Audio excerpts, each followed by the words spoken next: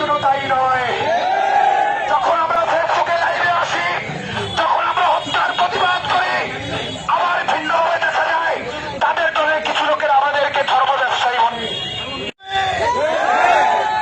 কোন মুখে মির্জা ফখরুল কথা বলবে?